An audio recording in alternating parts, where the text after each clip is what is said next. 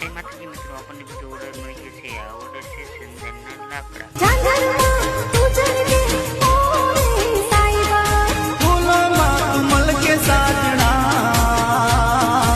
હવે લાગે છે કે ઇંગ્લિશમાં નહીં માને આપણો દેશી ઢોલ આપો.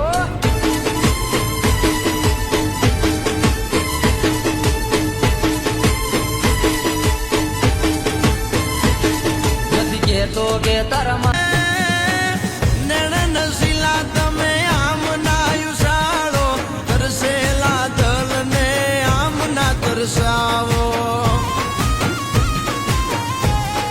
આમ ગીતોમાં ગાવાનું આપણું કટારાનું થઈ ગયું છે એક્સિડન્ટ.